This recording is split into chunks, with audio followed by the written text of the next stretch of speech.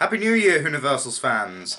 It is I, Matt, and today, I'm going to be reviewing the 8th Doctor the Time War. Yeah. Now, the reason I'm doing this is because, well, it's an 8th Doctor release from Big Finish, and I feel like, from now on, I shall be doing the major 8th Doctor releases. So, without further ado, roll a new intro.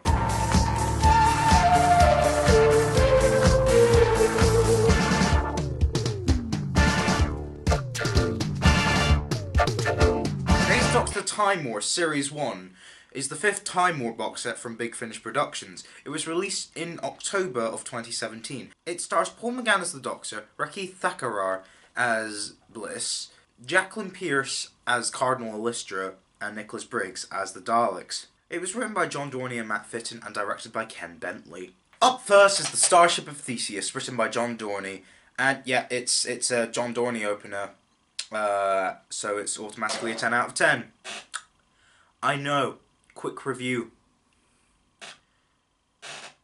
Do you want me to go into more detail? Oh, fine. So the Doctor and his companion Sheena arrive on the luxury starliner, the Theseus, as they need a well-deserved holiday. But they find out sinister goings-on that involves the ship being powered by people being sacrificed to a troll. Now this sounds like midpoint John Dorney.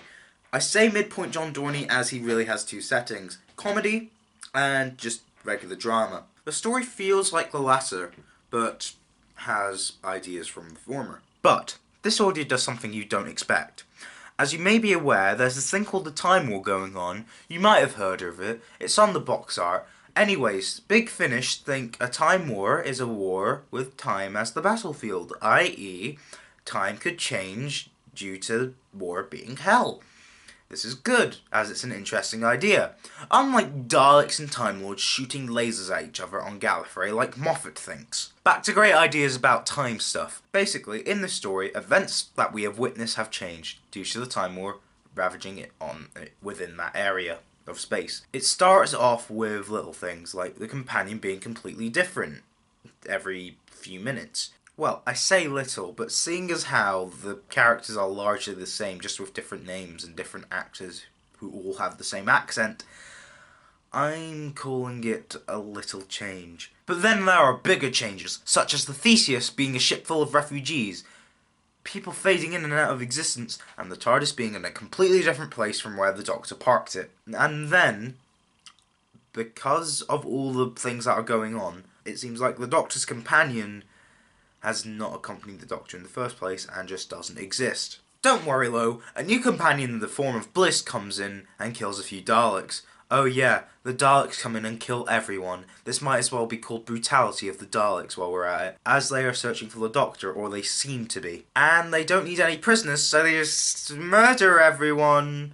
However, the episode ends off with the Doctor, Bliss, and the rest of the group being caught by Daleks. This is just another beautiful story written by John Dorney. His ideas when it comes to Doctor Who are only bested by Robert Shearman. There, I said it. The way the story deals with the Time War is really good. You start to wonder if you've misheard anything, which I like about this. You think you're misremembering because you're like, hold on, I thought her name was Sheena, not Emma. The way the story is structured and how the Time War plays into it, it just ensures a 10 out of 10. It's just 10 out of 10 material. Yes, now I've explained why I like the story. This is a John Dorney opener. Like with Doom 3, Doom Coalition 3, and Doom Coalition 4. Those were amazing stories. Also, in Dark Eyes 4. Yes, John Dorney wrote that, and it was amazing. Moving on. Echoes of War comes next, and I love it as well. It's penned by Matt Fitton, who I guess I can say I like. He's written some good stuff for the 8th Doctor on Big Finish, particularly the 11 in Doom Coalition 1, his two-parter in Doom Coalition 3, and Eyes of the Master in Dark Eyes 2.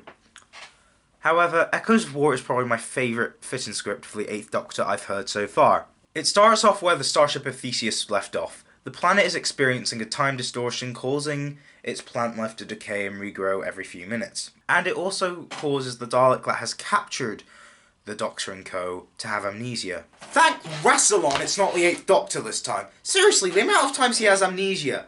Oh my gosh. It's... Finally! So the ragtag band of refugees the Doctor and Bliss are part of gain a new member for the episode, that Dalek, who they call Dal in order to prevent it from remembering what it truly is in order to keep them alive. Yes, this is a thing. It shows how smart Daleks actually are and the potential they could have to do good. However, over the course of the episode, he starts to remember who he is, which adds to the tension that is already in it. Said tension is that some grotesquely evolved space monkeys take away some of the characters, one of which ends up fighting in the Time War and dies. Which brings me to how the Time War plays into the episode. Other than Dal and the time distortion, it's what gives this episode its name. Basically, there's echoes of the Time War. Yes, I did just say that. This concept oddly reminded me of Red Dwarf of all things, particularly the episode Future Echoes, which is, for those unaware, the one where the crew are in light speed and see things that will happen to them later in the episode, and in one case, the next season. But this one is not played for as a comedy, but a tragic war tale. I think this is a wonderful concept that should have been explored more. And seeing as how the episode is called Echoes of War, the idea that temporal weapons make events carry on throughout time is an idea that makes sense to have. Especially since it was previously established in the story A Life in a Day as part of Dark Eyes 4. As much as I like this idea, and thought it should have been expanded upon more, I did still like the plot around Dal. This episode closes by the Time Lord showing up, led by Cardinal Illustra, who is a delight to listen to. She's basically my favourite Time Lord politician character we've ever had. This is coming from someone who's not even listened to the War Doctor box sets as of making this video. Just saying. She's so cold. You can genuinely picture her commanding an army, because she is. Anyway, she basically swoops in with her fleet, who kill Dal in cold blood, start the battle that caused the temporal echoes, and basically take the band of refugees, the Doctor included, to train them to fight in the Time War. Or that's what it sounded like in the episode. They're only taking the Doctor to train in the Time War. To me, this is an effective conclusion to the episode. It wraps up all its concepts quite nicely, and it sets up the next episode pretty well too. All in all, I thought this episode was really good. Not as face-smackingly good as Theseus, but still really enjoyable. It was really well written, with my only flaw being I wanted the entire episode to be based around the echoes of war. But, as I said, the plot with Dal, who I must say was played excellently by Nicholas Briggs, was still really enjoyable. 10 out of 10. Next up, we have the conscript, which is exactly what it says on the tin. The Doctor gets conscripted for the Time War, and, of course, he annoys the high-ups, tries to escape, and starts a riot. All the while, his companions are being interrogated to ensure their time streams aren't affected by the war. Although this aspect is good, I prefer the second half of the story. Basically, spoiler warning, the Dalek-proof training ground they're at gets invaded by Daleks. And then death, death, death, death, death. And we experience what was hinted at in The Night of the Doctor. The Time Lords are just as bad as the Daleks. The Commandant speaks of Gallifrey as the Daleks would of Skaro, and Illustra would shoot the Doctor just to get what she wants. I really love this aspect. I really hope it gets explored in future box sets. Overall, nothing much to talk about. Seriously, this section is 4 paragraphs long, but it's still a really good story. 9 out of 10. Finally, we get to One Life, and oh my gosh, that cover art is hideous! Okay, that was an overreaction, but using the same picture of McGann twice is unforgivable. Although, granted, the rest of it does look pretty. But if you want to know what true hideousness is, look no further than the art for the box itself. Yes, the actual box art that says The Time War won. The 8th Doctor is both simultaneously behind Bliss, but also in front of the rock that Bliss is standing behind. That makes 0 sense. Also, there are pictures of toy Daleks. Why? And also that same bloody image of that bloody New Who TARDIS. Also that flower. That flower on Eighth Doctor's lapel is not well done. I would say it works well in the conscripts cover. Yeah, it does as a piece of art, but it's just not well done. It's just not well done at all. Rant over. Anyway, we don't care about looks here at the Universals when it comes to the audio format. We only care about the ear stories themselves. So, what did John Dorney have to bring to conclude the box set? A character piece, and an alright one at that.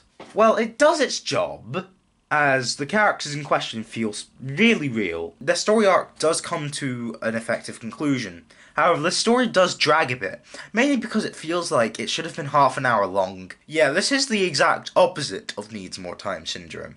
Nothing much happens other than the Doctor saving everyone from the Daleks in his TARDIS, and a certain character was actually Time Lord who used a chameleon arch on himself to disguise himself as a human. Said Time Lord has psychic abilities which allow him to rewrite time, and basically he's a Time Lord from the War Games. At the end, he becomes a Time Lord again to save the Doctor, and we see flashbacks to flashback scenes we saw previously involving pivotal moments in his and his wife's lives, i.e. their first meeting, their first date, their wedding day, finding out they can't have children, etc. Turns out, none of it was real. Really makes the character moments feel pointless in this story. I mean, it works for the story, and I guess his ending was really good, but to be honest, the story didn't really click for me. It just didn't, because of the pointlessness. As I said, the character moments were good, don't get me wrong, but it just felt pointless. Because I liked the pointless bits, and they're pointless, and it just felt more pointless than John Simmons' Series 10. Nothing else actually happened either, so it's like, yeah, it's the weakest story of the box set, but because John Dorney is really good at writing, I would still give it a 7 out of 10. Overall, the box set was strong, and a great introduction to the Time War. Paul McGann is amazing as always. Jacqueline Pearce was amazing as Cardinal Illustra. I use amazing twice. Ugh. She showed the true grit and evil the Time Lords had during the Time War, as alluded to in The Night of the Doctor. Nicholas Briggs just is the definitive voice of the Daleks, as always. And Rakhi Thakrar as Bliss. I liked her, don't get me wrong. I thought her character was pretty strong for what we saw of her. We saw her just as much as the other characters, so if you're going to call her a companion, call them that as well. I bet the only reason that she was given a lot of name credit instead of the other two as well is because she's from EastEnders. The actress is from EastEnders. So, because of her high profile nature, that's... Now, she is set up to be the Eighth Doctor's companion during the Time War by the end of the box set. So, yeah, for Time War 2, I expect that to be actually justified. But here, she just feels like one of the companions as opposed to the companion. Before I give my ratings, I'm just going to say the rest of the actors in this box set were really good. The two writers are amazing as always. The director, Ken Bentley, he was also really good as always. And all the other crew, yeah, they did good, like Benji Clifford doing the sound design and all that. Yeah, they're all really good. I'm just going to move on to my rating. I give the Eighth Doctor, The Time War, Series 1, a 9 out of 10. That's it. I hope you enjoyed the review. The new cycle starts the same week that February starts. So, yeah, stay tuned. Cheerio.